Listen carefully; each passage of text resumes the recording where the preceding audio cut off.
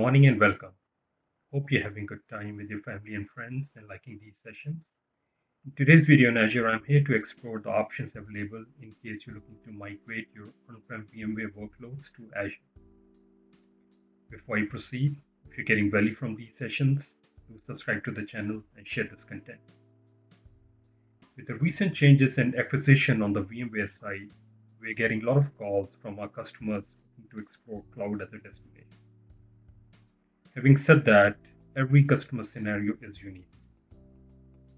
In order to simplify this, I will divide this into two categories. In the first scenario, customer is obviously utilizing VMware on-prem, and they're looking to move totally away from VMware native solution and get into Azure native. So basically moving or converting their VMDKs into VHD in Azure. In order to achieve this, you can utilize Azure Migrate Assessment tool. You can run this tool on-prem in your environment, which gives you recommendation what should be the right size or the right workload you should be utilizing on Azure. Not only that, it also helps you to do application modernization and make recommendations. For example, if you're running a web server, you can make that move and change it to app services. Or if you're running a SQL server on-prem, maybe you can utilize Azure SQL databases. And if it makes sense operationally as well as financially, then you can go to the next stage, which is to move and migrate these workloads into Azure native.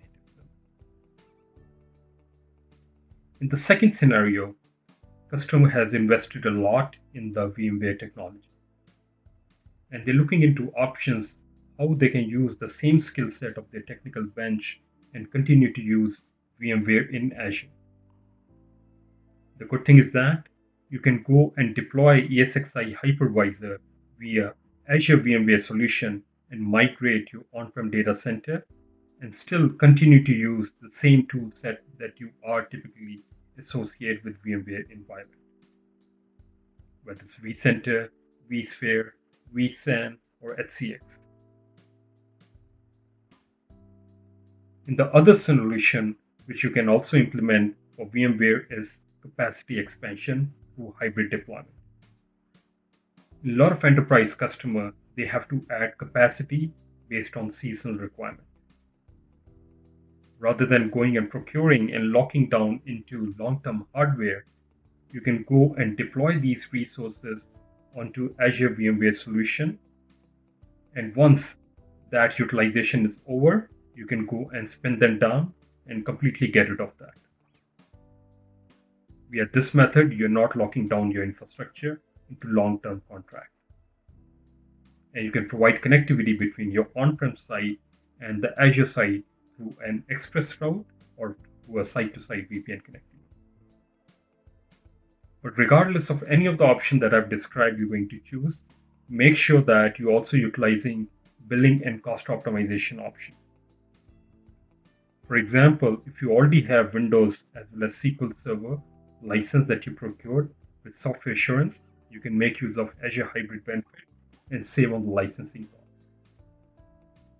Not only that, once you move these workloads into Azure, you can also go and reserve this for 1, 3, or 5-year term and save up to 60% on the total cost. These are some of the scenarios that you can go and utilize when it comes to moving your VMware workloads into Azure. With this, let me flip over to the pricing calculator to show you the node sizes available based on your region. So I'm on the Azure pricing calculator, and from here you can go and select Azure VMware solution. And for this demonstration, I'm going to pick my region, which is Canada Central. And depending upon the region that you select, the type of instances might differ. So in my case, in Canada Central, I have AV36, 36P, and AV64.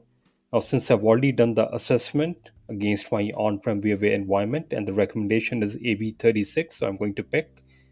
And I need to deploy at least 3 in this private data center. So this gives me 36 core, 576 gig of RAM, and 18.6 terabyte of hard drive. Now the price that I get is pay as you go, and this price is in US dollar. I can always change it to the currency I'm in. And you can also optionally go and reserve it for 1, 3, and in certain cases, even 5 year. I've seen both 3 year and 5 year. The maximum discount you can get is 60%. So let's go and select that. So from 28K, it reduces to close to 11,512. So a lot of savings. And same thing with the 1 year, you can get up to 50% off. Now, also want to mention that this price also includes the VMware licensing cost, whether it's vSphere, NSXT, vSAN, and HCX Advanced. All these things are part of your uh, this compute cost that you get. But might be there is a scenario in case you have already purchased, let's say, VMware Cloud Foundation, which is based typically on the number of vCore on-prem. In case you're in that scenario, I will recommend talk to the Ingram Micro rep.